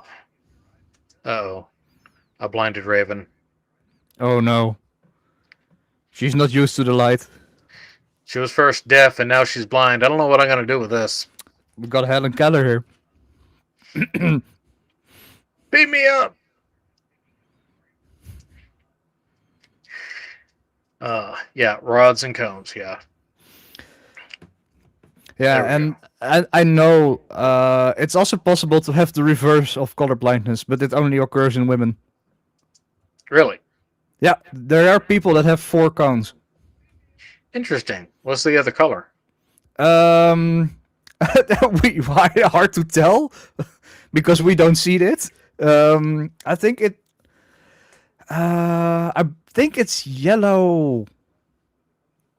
Might be yellow, Okay, so but I see things. a lot why this.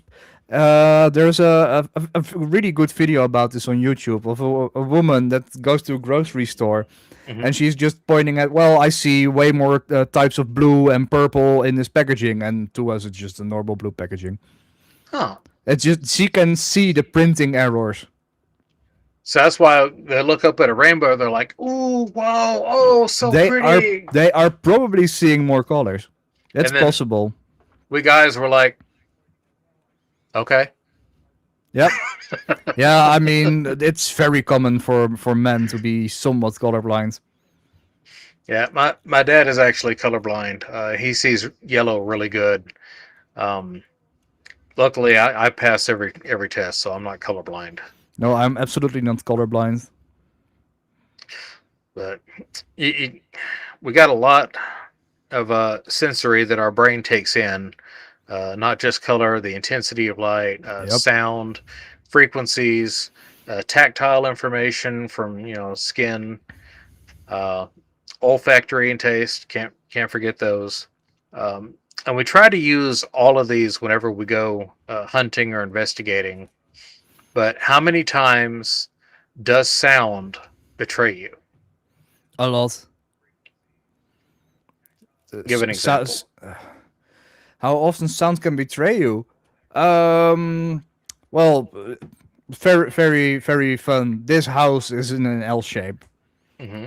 To me, it sometimes sounds like Mrs. Prism is, well, quite kind of close to me.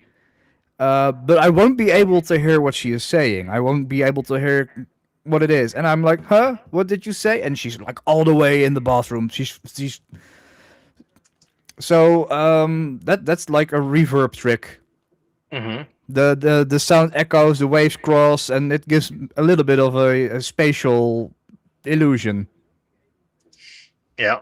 How many times have you heard something that it wasn't what you heard? It was something just completely different, but your brain said that it said this, and when it was that. Um. Oh yeah, I also have that. I mean, um, this is also a really interesting topic from a psychological point of view. To be honest, Hmm. um, I'm not too great with catching people's words. I have to be honest. I am a little bit deaf. I have tinnitus, so sometimes words just change a little bit. Hmm. And I know that if you have autism, it's also more common to mishear things and have miscommunications in your brain. Hmm. Have I do I have a clear example when this happened to me? All the time with Mrs. Prism, she says something and I do complete opposite. Yeah, it's the same with Moon. We can't hear each other or understand each other. It's everything I say. She's like, "What? Hold on, I don't want to Oh repeat no, myself." she hears everything I say. That's the problem. It's me. I'm the problem. Yeah, I've got kind of a droning voice, so there's really no other way around it. My voice is droning.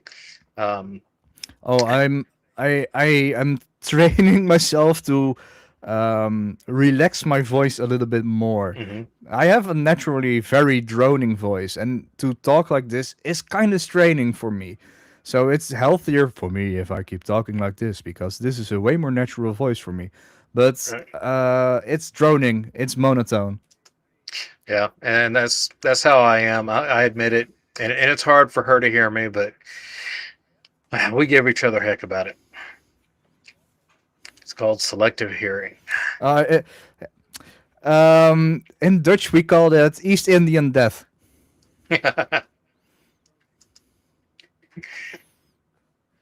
I don't know Okay, where gaming. that comes from, but Uh, yeah. So, yeah. As far as audio, there's a lot to it. I Oh, mean, it goes absolutely. from the physics of it, because it's a physical thing. Yes, it is. It's not EMF. The equipment can have EMF. EMF can affect it, and depending upon how you set up, if you get something wrong, you can actually project EMF from your equipment. But you got to do Yeah, you're doing something wrong. that's something I was like interested in because microphones will, when you turn them on, you will capture EMF. Yes. And you can a microphone you can also use as a speaker if you put it in wrong. The technology is the same thing. It's a Mhm. vibrating film, and you can if a film can vibrate, it can also produce sound instead of collect it. Now it's very easy with a dynamic microphone, like you were talking about Yes, earlier. But these condenser microphones, if as you you do can that with a condenser microphone, you fry it.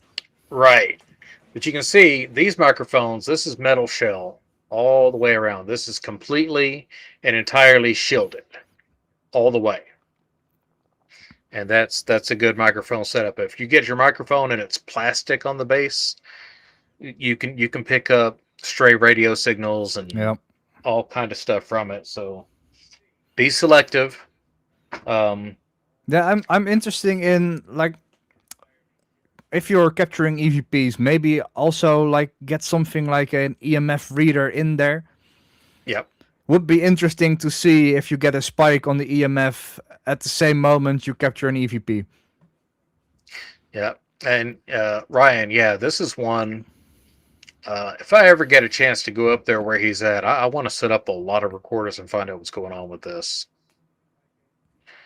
Let's see. When I got the footsteps at Fort Monroe, I thought security was walking up to me. Still one of the better captures. It's very audible in the video, but in person, it was person walking up to me.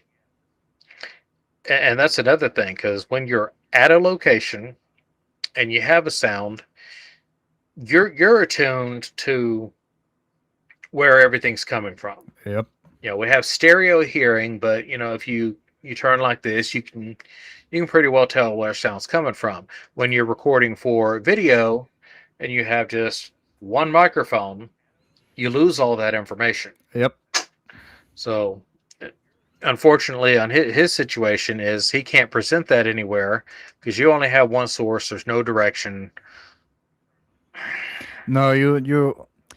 I mean, if you really want to make it a scientific investigation, you need to have duplicate equipment. You need to have, Hmm. um, let's say, I grab two of these Hmm. and set them up in a certain way. Okay, cool. Both these things catch the same EVP. Would be Yeah. really cool.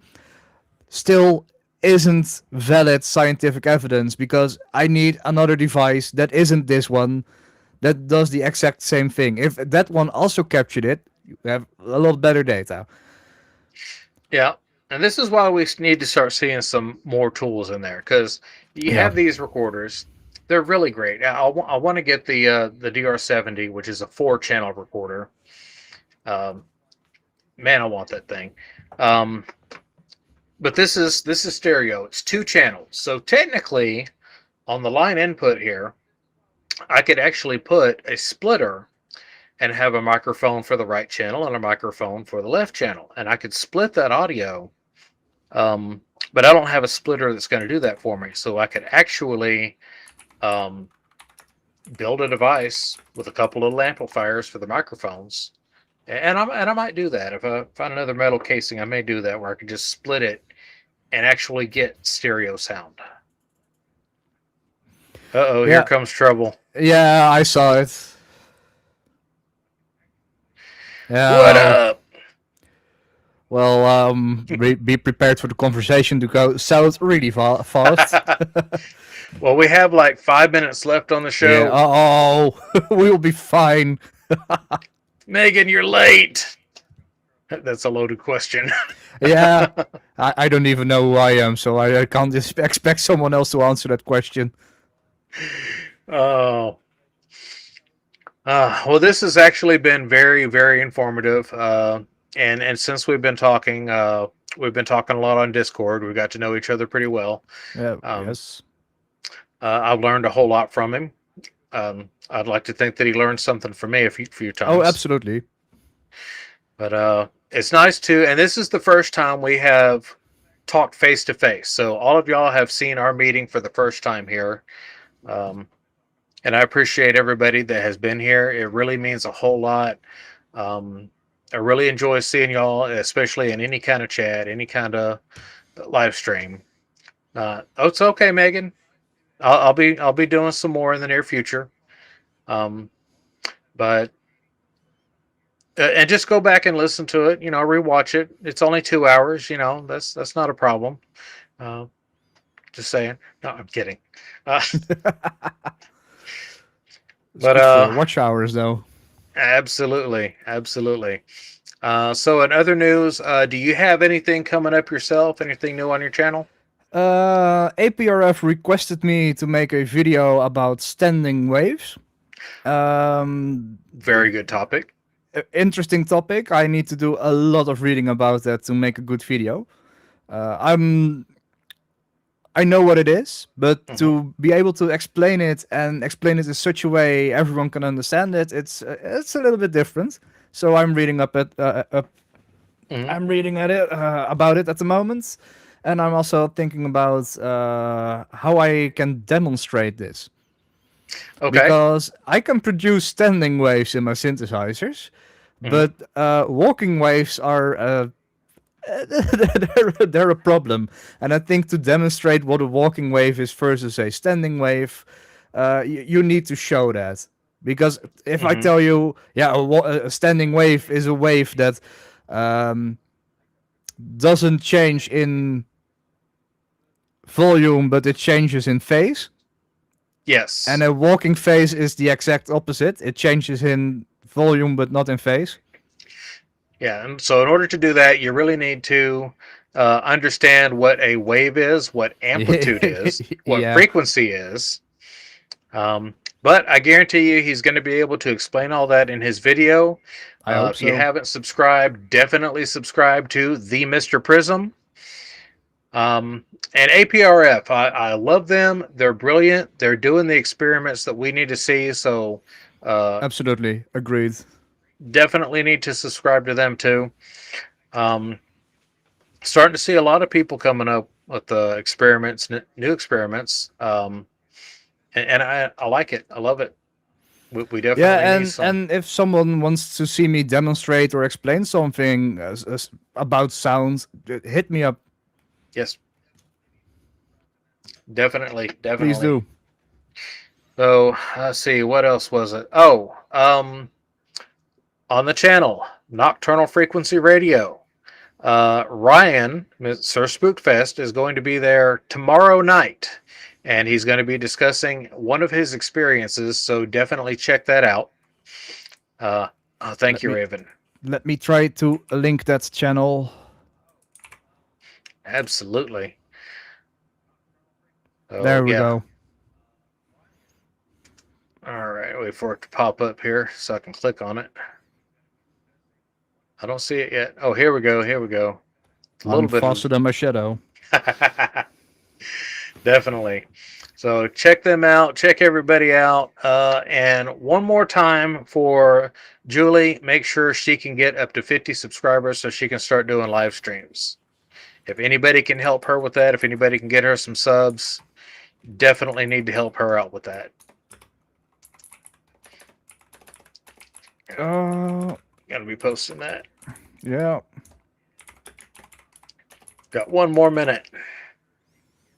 I like to be punctual, even though I'm late everywhere else. Well, I'm half German. Punctuation is very important. Being punctual is very important. Absolutely. Yeah, I've got a little bit of a German blood in me. My family has that. I've got a little bit of Native American. Not very Oh yes, much. so do I. But my family name actually goes back to Scandinavia. So I've got Viking blood. So do I. Oh, well, maybe related somewhere. I've lost the red. Yeah, well, this is pretty new for me, to be honest. Oh, okay. I used to be dark. It used to be way darker, but for some reason, this fell out and this started to become red. I've got too much. I haven't combed it, so here we go, folks. This is what I actually look like when.